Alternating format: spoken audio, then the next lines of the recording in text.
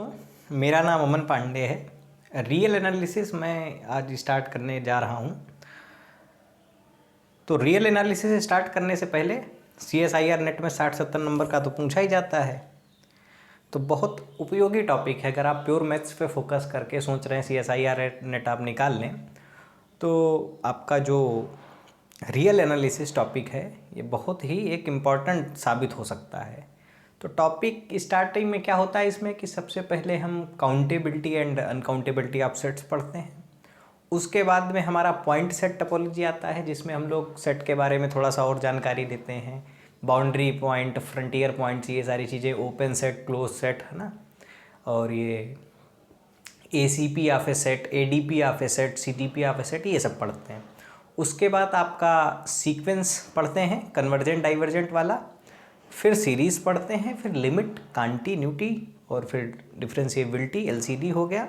उसके बाद फिर रीमान इंटीग्रल जो भी है, और उसके बाद में अपना टॉपिक ख़त्म हो जाता है। तो ये अपना एक बेसिक क्रम रहता है।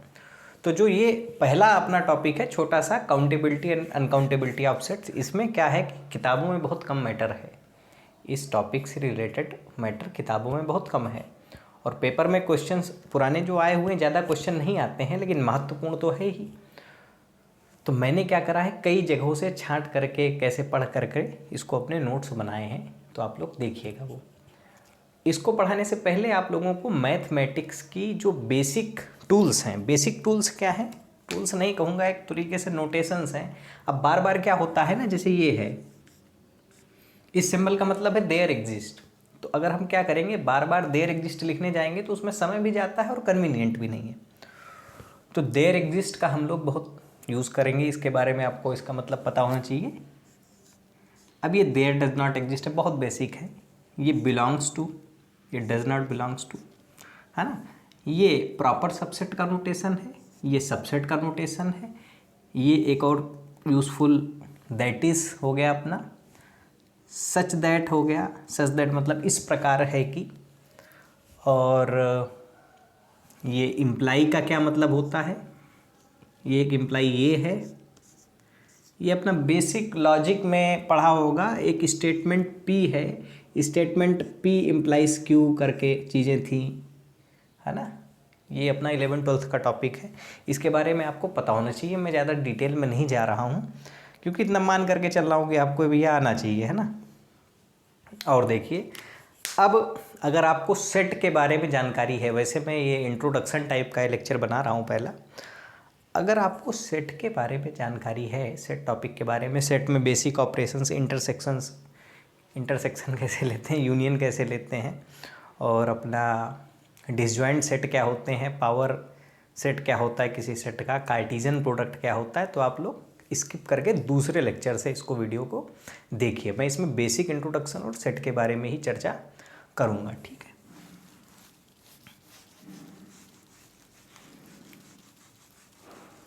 और एक चीज़ के लिए मैं आपको एश्योर करना चाहूँगा थोड़ा सा, कोई भी छोटी सी छोटी चीज़ क्यों हुई है या इसका क्या मतलब है, ऐसा ही क्यों हुआ है, मैं प्रयास करूँगा कि आपको बताऊँ। अब देखो, सेट वाले टॉपिक को तो मैं ज़्यादा डिटेल में बता नहीं सकता हूँ, समय भी नहीं है।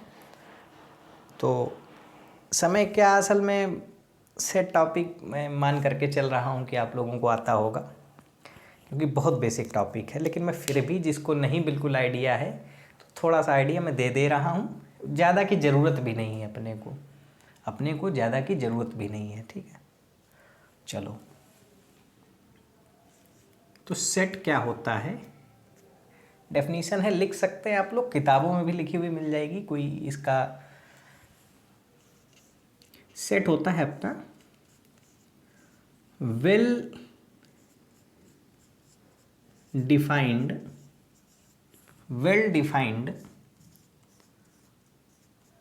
Collection of objects.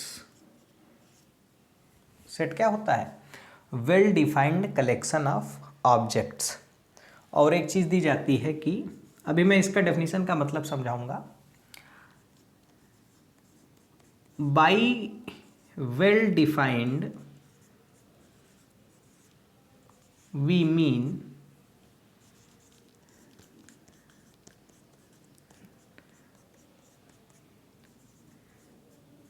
There is no confusion या एम्बिग्विटी, आप जो भी समझ लें, कन्फ्यूज़न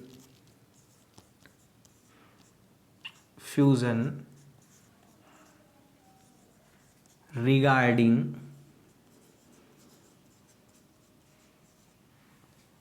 inclusion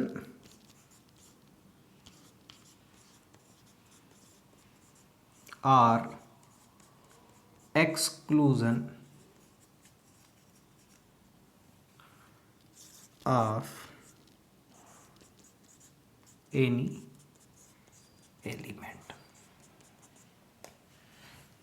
सेट की क्या डेफिनेशन दी गई है? Well defined collection of objects, well defined collection of objects. Set को क्या बोला गया है? Well defined collection of objects. Well defined का क्या मतलब है, ये चीज़ मैं समझा रहा हूँ अभी आपको। By well defined we mean there is no confusion regarding inclusion और exclusion of any element. Confusion की स्थिति का मामला क्या है?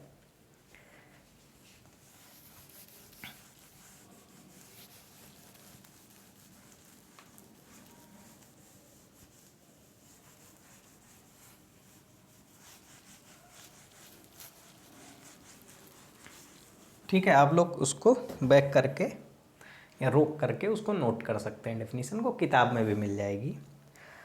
अब देखिए वेल डिफाइंड का क्या मतलब है। ये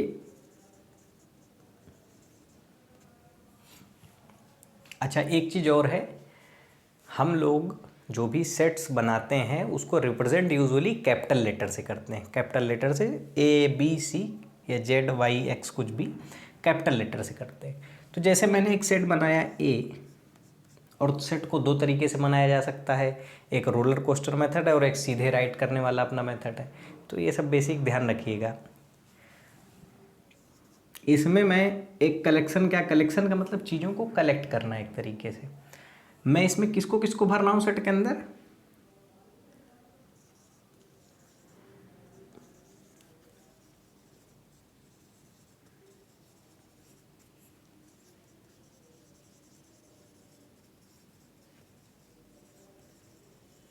all the intelligent students of my class.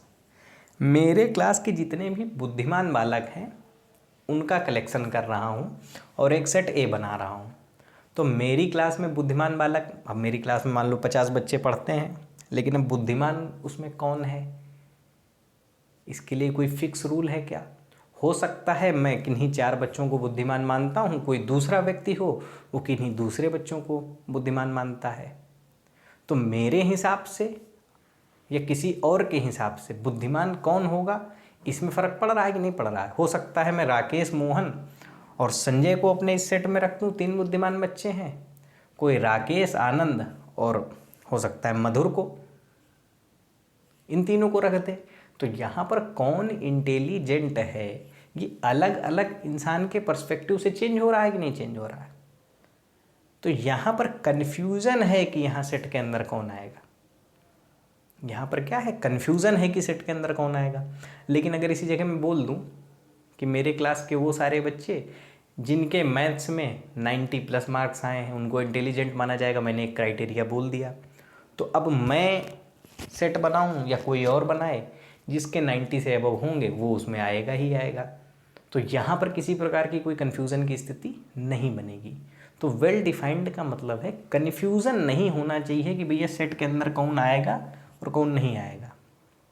Set के अंदर कौन आएगा और कौन नहीं आएगा, इसमें कन्फ्यूज़न नहीं होना चाहिए। और हमें क्या करना है, कलेक्शन करना है। अब कलेक्शन किसका? नंबर्स का कर सकते हैं, ट्रीज़ का कलेक्शन कर सकते हैं, है ना, किसी भी चीज़ का कलेक्शन करके हम सेट बना सकते हैं। लेकिन कन्फ्यूज़न ना हो कि इसके अंदर कौन आएगा कौन नहीं आएगा। तो ये मामला है अपना सेट का। और यूजुअली क्या हम लोग इसको कैपिटल लेटर से डिनोट करते हैं, इतनी सी बात है। ठीक है, ज़्यादा नहीं मैं इसमें आपको जाऊंगा डिटेल में। चलो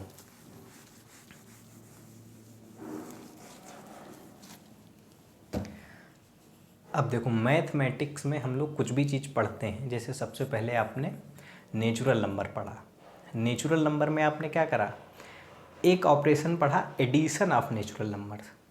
क्या पढ़ा? Addition of natural number. जैसे 2+3 कितना होता है? 5 होता है। तो नेचुरल नंबर्स क्या है? एक तरीके से मैथमेटिक्स में ये एंटिटीज़ की तरह हैं। ये किस तरह हैं? एंटिटीज़ की तरह हैं। और हमने इनके बीच में प्लस का ऑपरेशन लगाया तो 5 आया। अब सेट भी अपना एक तरीके से मैथमेटिकल एक क्या हो गया? एंटिटी हो गया। तो अब ये आपस में कैसे ऑपरेट करेंगे? ये आपस में कैसे ऑपरेट करेंगे? इसके लिए हमें कुछ ना कुछ फार्मलाइजेशन उसका करना पड़ेगा कि नहीं करना पड़ेगा? तो जैसे अपने दो सेट हैं, एक सेट ए है 1 2 3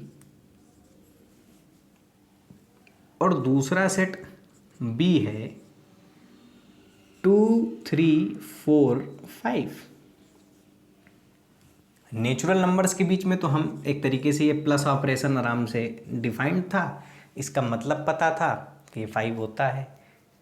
ठीक है, अब ग्रुप थ्योरी वगैरह में पढ़ेंगे ऑपरेशन क्या होता है, ये सब चीज़ें, उसमें मैं ज़्यादा नहीं जा रहा हूँ। अच्छा, तो क्या सेट में भी हम a+b कुछ कर सकते हैं क्या? क्या हम सेट में भी a+b कर सकते हैं क्या? या सेट के लिए कोई, अब जैसे हम लोग नेचुरल नंबर में नहीं, इंटीजर्स में माइनस ऑपरेशन भी अपना डिफाइंड होता है, इनटू भी डिफाइंड होता है। तो नेचुरल नंबर के लिए ये सारे ऑपरेशन है, माइनस, इनटू, प्लस। तो अब हमारे दो सेट ए और बी हैं, तो इनके लिए भी क्या हम लोग a+b, a-b, a×b, ये सब ऑपरेशन कर सकते हैं क्या? या इनके लिए कुछ हमें नए ऑपरेशन डिफाइन करने पड़ेंगे? या इनके लिए क्या करने पड़ेंगे? नए ऑपरेशन डिफाइन करने पड़ेंगे। तो इस तरीके से क्या हुआ कि अपने 2-3 तरह के प्रमुख ऑपरेशन सेट के हैं जिनका हम लोग यूज़ करते हैं। अरे यार, ये बी, चलो, बी अपना था 2 3 4 5। अब सेट का क्या ऑपरेशन है? एक तो यूनियन ऑपरेशन है। यूनियन ऑपरेशन क्या? अच्छा, एक बात और बता दूं आपको, किसी भी सेट के अंदर ये क्या होते हैं? ये एलिमेंट होते हैं। ये क्या होते हैं? सेट के एलिमेंट होते हैं। ए के पास में कितने एलिमेंट हैं? 3 एलिमेंट हैं। 1 2 3। ए के पास में कितने एलिमेंट हैं? 3 एलिमेंट हैं। बी के पास कितने एलिमेंट हैं? 4 एलिमेंट हैं। 2 3 4 5। तो नंबर ऑफ एलिमेंट्स ए के पास में क्या है? अब ये चीज़ अगले लेक्चर्स में और डिटेल में आएगी। हम लोग यही गिनने जा रहे हैं कि सेट के अंदर कितने एलिमेंट हैं। काउंटेबिलिटी एंड अनकाउंटेबिलिटी चैप्टर में पूरा का पूरा खेल ही यही है कि इस सेट के अंदर कितने एलिमेंट हैं, इसके अंदर कितने हैं, क्या ये दोनों सिमिलर हैं। सिमिलर सेट का मतलब क्या है कि क्या नंबर ऑफ एलिमेंट्स जो ए के अंदर हैं वो नंबर ऑफ एलिमेंट्स बी के अंदर जितने, क्या वो बराबर हैं। दूसरे शब्दों में कहें तो ए के अंदर अगर 4 एलिमेंट हैं और बी के अंदर भी 4 एलिमेंट हैं तो दोनों क्या हो जाएंगे? सिमिलर हो जाएंगे। बराबर एलिमेंट अगर दोनों के अंदर होंगे तो दोनों क्या हो जाएंगे? सिमिलर हो जाएंगे। इसी के बारे में ही पूरा चैप्टर है। ठीक है, तो एक यूनियन होता है। यूनियन ऑपरेशन को ऐसे डिफाइन करते हैं लोग, ए यूनियन बी। आप लोगों ने हाई स्कूल में ये पढ़ा होगा इस तरीके से, ये सेट ए है, ये सेट बी है, ये कॉमन है। ए में कौन कौन आ रहा है? 1 आ रहा है, 2 3 यहाँ पर आएगा क्योंकि कॉमन है, 4 5 ये। तो ये सेट ए है, ये बी है, ये सेट ए है और ये बी है। तो यूनियन की अपनी जो क्लासिकल डेफिनेशन है,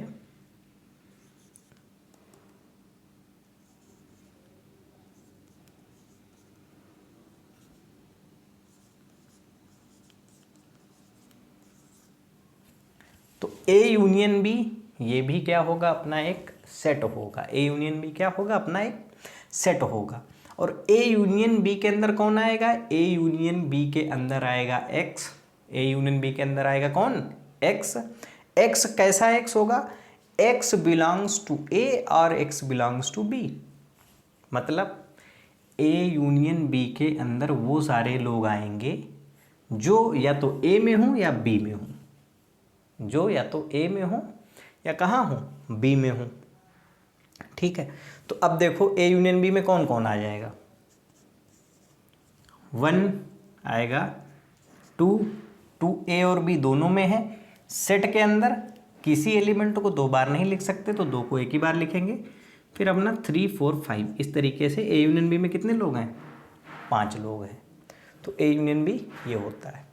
ए यूनियन बी में वो सारे एक्स आते हैं, ए यूनियन बी में वो सारे एक्स आते हैं जो कि या तो ए में हो, और का मतलब या बी में हो, दोनों में से किसी एक में भी होगा ना, दोनों में होगा तो आएगा ही ए यूनियन बी में, दोनों में से किसी एक में भी होगा तो वो इसमें आ जाएगा, है ना।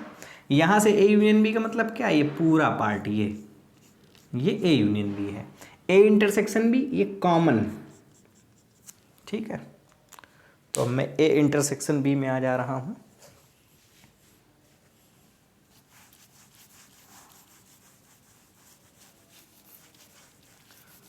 देखो, अगर आपको सेट के बारे में पता है तो आप लोग सीधे अगले लेक्चर में जाइए, वहाँ से चीज़ों को देखिए, इसकी ज़रूरत नहीं है आपको पढ़ने की, बहुत बेसिक मैं बता रहा हूँ।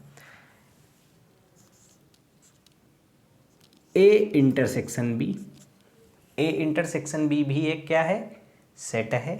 ये क्या है, इंटरसेक्शन क्या है, ऑपरेशन है। ए क्या है, सेट है, बी एक दूसरा सेट है। इंटरसेक्शन जो ऑपरेशन है वो जो हमारे जैसे नेचुरल नंबर्स में प्लस ऑपरेशन डिफाइंड है, तो सेट्स में हमारा इंटरसेक्शन ऑपरेशन डिफाइंड है। यूनियन भी क्या था, ऑपरेशन था। 2 सेट्स का यूनियन लेने से क्या होता है वो मैंने आपको इसके पहले बताया। ए इंटरसेक्शन बी का क्या मतलब है, अच्छा इसमें एक बात बता दूं, 1 2 3 किसके एलिमेंट हैं, ए के एलिमेंट हैं। इसका मतलब क्या है, 1 बिलोंग्स टू ए का मतलब क्या है, 1 बिलोंग्स टू ए का मतलब है कि 1 सेट ए के अंदर है, या 1 क्या है, सेट ए का एक एलिमेंट है। नहीं समझे सर, इसका मतलब क्या है, इसका मतलब है 4 डज नॉट बिलोंग टू ए। 4 देखो ए के अंदर है क्या, 4 ए के अंदर नहीं है। 4 डज नॉट बिलोंग टू ए का मतलब क्या है, 4 ए का एलिमेंट नहीं है, सिंपल। बिलोंग का मतलब क्या है एलिमेंट उसका 1, और 4 डज नॉट बिलोंग टू ए का मतलब क्या है, 4 ए का एलिमेंट नहीं है। लेकिन देखो 4 बिलोंग टू बी, 4 बी का एलिमेंट है, समझे कि नहीं समझे। तो ए इंटरसेक्शन बी का मतलब क्या होता है, ये भी एक सेट होता है, ये भी क्या होता है, एक सेट होता है। इसमें वो सारे एक्स आते हैं, एक्स का मतलब क्या है, एक्स इन्हीं ए और बी का कोई भी एलिमेंट होगा। किस तरह का होगा देखिएगा,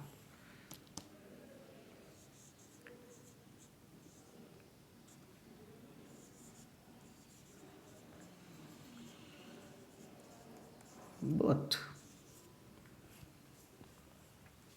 ए इंटरसेक्शन बी में एक्स आएगा,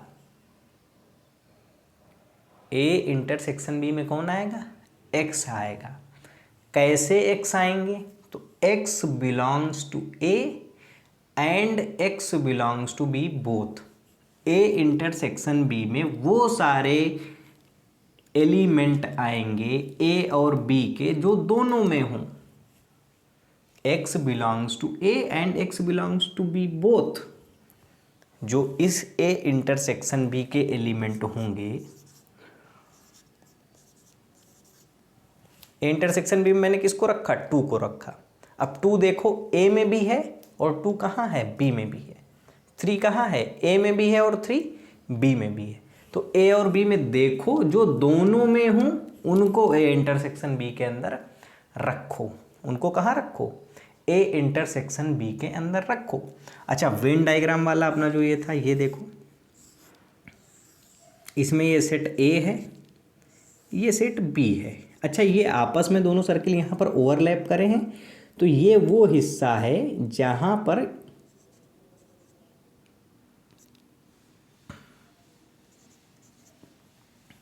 ठीक है 1 केवल ए में है, 4 5 केवल बी में है, लेकिन 2 और 3 ए के सर्किल के अंदर भी हैं और बी के सर्किल के भी अंदर है। मतलब ये कहाँ है, कॉमन है। तो ये पार्ट क्या है, ये पार्ट अपना है ए इंटरसेक्शन बी का पार्ट। तो ये डेफिनीशन है ए इंटरसेक्शन बी की कि एक्स इसके अंदर कौन होगा, एक्स होगा। कैसा एक्स होगा, जो ए और बी दोनों में हो, जो कहाँ हो, ए और बी दोनों में हो।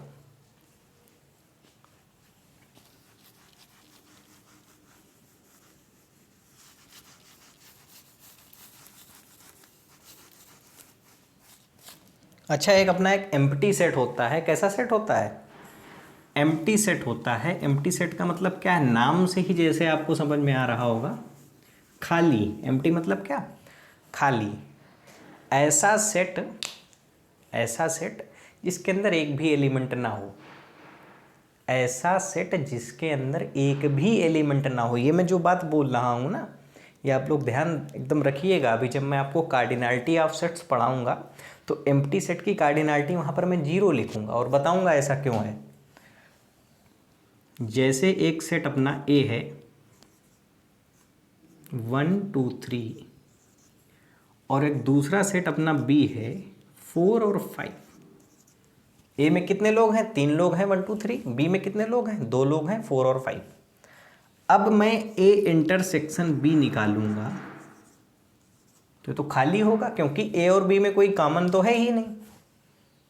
ए और बी में कोई कॉमन नहीं है, तो ए इंटरसेक्शन बी क्या होगा, खाली होगा। तो ऐसे सेट ए और बी, दो ऐसे सेट जिनका एक भी एलिमेंट कॉमन ना हो, जिनका एक भी एलिमेंट कॉमन ना हो, यानी कि ए इंटरसेक्शन बी अगर खाली हो, ए इंटरसेक्शन बी के अंदर अगर एक भी एलिमेंट ना हो, तो ऐसे सेट्स को हम डिसजॉइंट सेट बोलते हैं। ऐसे सेट्स को हम क्या बोलते हैं, डिसजॉइंट सेट बोलते हैं। ए और बी कैसे सेट हैं, डिसजॉइंट सेट हैं। ये भी आप लोग ध्यान रखिएगा, डिसजॉइंट सेट हो गया।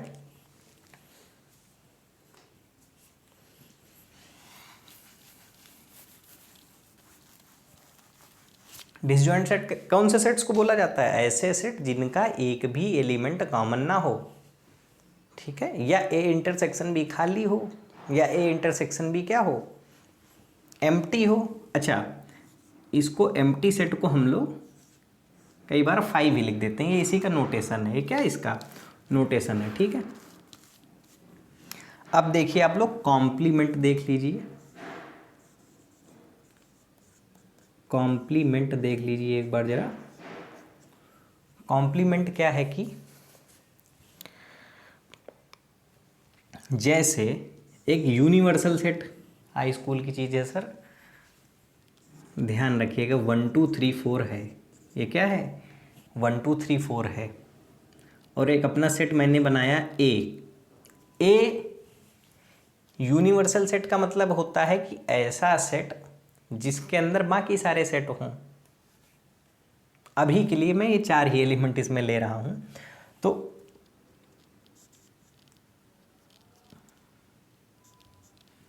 थोड़ा सा स्टेटमेंट को आप लोग ध्यान से सुनिए। एक सेट ए है, ए के अंदर मैंने यूनिवर्सल सेट के ही कुछ मेंबर्स चुने और सेट ए को बनाया, ठीक है। अच्छा, मैं एक सेट बी भी बना सकता हूँ जिसमें मैं 1 और 4 ले सकता हूँ। तो यूनिवर्सल सेट अपना क्या है, 1 2 3 4। अच्छा, यूनिवर्सल सेट सभी सेटों का सेट नहीं बोलते हैं उसको, अभी के हिसाब से ये यूनिवर्सल सेट है। ये सेट ए बनाया, यूनिवर्सल सेट के एलिमेंट का ही यूज़ करके मैंने 2 सेट बनाए, ए और सेट बी, सेट ए और सेट बी। अब मैं क्या करूं, अगर मैं ए कॉम्प्लीमेंट निकालने जाऊंगा तो ए कॉम्प्लीमेंट में वो सारे एलिमेंट जो यूनिवर्सल सेट में तो हैं, जो यूनिवर्सल सेट में तो हैं पर ए में नहीं है, तो ऐसा कौन कौन है, 3 4। तो ए कॉम्प्लीमेंट का मतलब समझे कि नहीं समझे। अच्छा, यूनिवर्सल सेट अपना और कुछ लिया होता मैंने तो ए कॉम्प्लीमेंट भी बदल जाता। यूनिवर्सल सेट मैंने कुछ और लिया होता तो ए कॉम्प्लीमेंट बदल जाता। बी कॉम्प्लीमेंट में कौन होगा, बी कॉम्प्लीमेंट में होगा अपना 1 और 4 बी में है। बी के जो एलिमेंट हैं, इन दो एलिमेंटों के अलावा जो जो एलिमेंट यूनिवर्सल सेट में है, तो 2 3 है। तो इस सेट बी का कॉम्प्लीमेंट, इसको बी इस तरीके से कॉम्प्लीमेंट, ये इसका नोटेशन है, इस बी सेट का कॉम्प्लीमेंट इस यूनिवर्सल सेट के रिस्पेक्ट में ये है। समझे? अगर मैं यूनिवर्सल सेट बदल दूं, इसमें 5 और 6 भी ला दूं, तो ए कॉम्प्लीमेंट 3 4 नहीं रह जाएगा, इसमें आपको 5 और 4 को भी रखना पड़ेगा। समझे कि नहीं समझे? तो यूनिवर्सल सेट के अंदर से जो भी आप सेट ए बी बना रहे हैं, ये यूनिवर्सल सेट के एलिमेंट्स की ही मदद से बनेगा। A complement B complement, universal set अगर बदल दोगे तो वो बदल जाएगा। कॉम्प्लीमेंट का मतलब आप लोग समझ गए। अब जैसे इसको मतलब ये देखिए आप लोग जरा,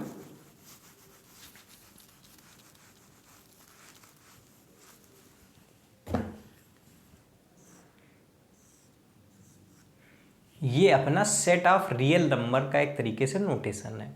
सेट ऑफ रियल नंबर में रेशनल नंबर और इरेशनल नंबर दोनों होते हैं। रेशनल नंबर और इरेशनल नंबर दोनों होते हैं। रेशनल नंबर को हम लोग क्यू बोलते हैं और इरेशनल नंबर्स को हम लोग क्या बोलते हैं? क्यू कॉम्प्लीमेंट बोलते हैं। तो यहां पर यूनिवर्सल सेट कौन है? आर है। क्यू क्या है? Set of all real number है, उसका नोटेशन है। आर क्या है? Set of all real numbers है।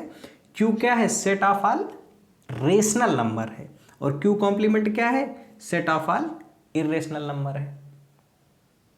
समझे कि नहीं समझे?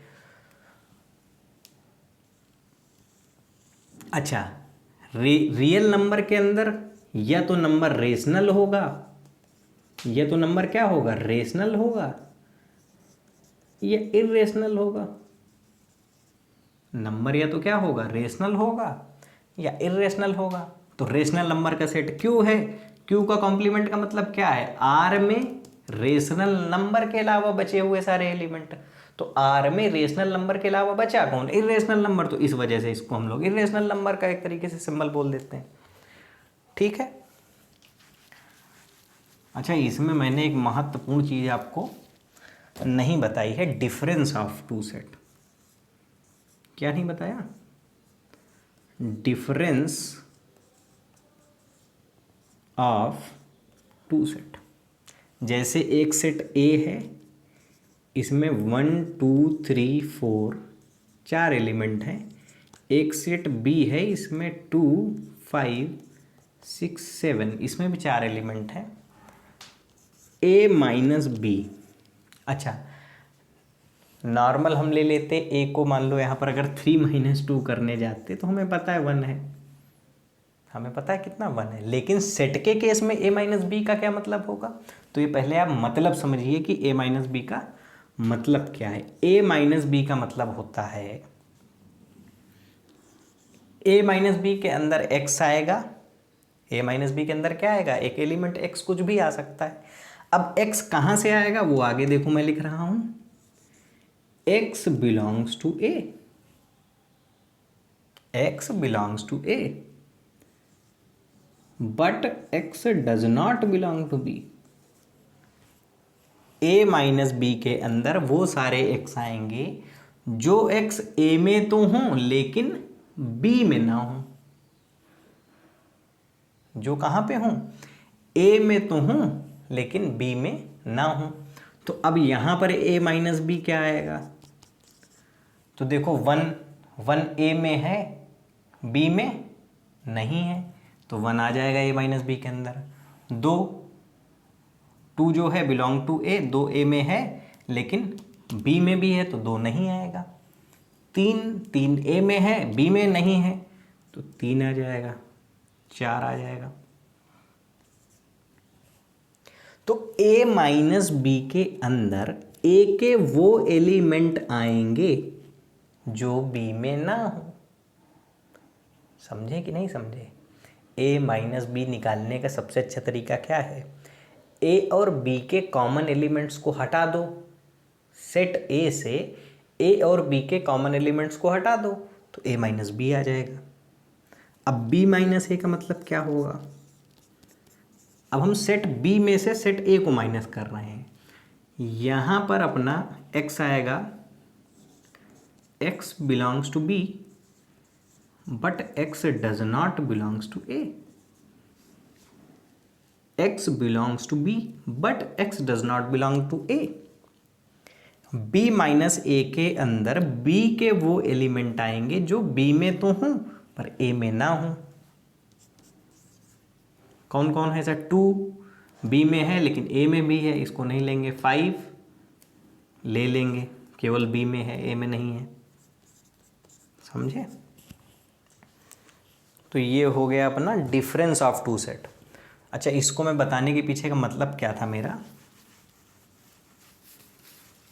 इसको बताने के पीछे का मेरा उद्देश्य ये था कि जैसे अपना यूनिवर्सल सेट हमने ये बनाया 1 2 3 4 5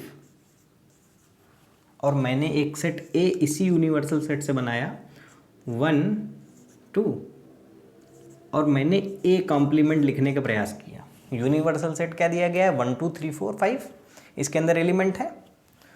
ए मैंने क्या बनाया? 1 और 2। ए के अंदर कितने एलिमेंट लिए मैंने? 2 लिए, 1 और 2, और ए कॉम्प्लीमेंट निकालना है। तो ए कॉम्प्लीमेंट का फार्मूला क्या हो जाएगा अपना? यूनिवर्सल सेट में से सेट ए को माइनस कर देंगे। और यूनिवर्सल सेट में से सेट ए को माइनस करने का मतलब क्या है? वो सारे एलिमेंट आएंगे u माइनस ए में या ए कॉम्प्लीमेंट में, वो सारे एलिमेंट आएंगे जो u में तो हों लेकिन a में ना हों। u में तो हों लेकिन a में ना हों। तो अब जैसे 1 है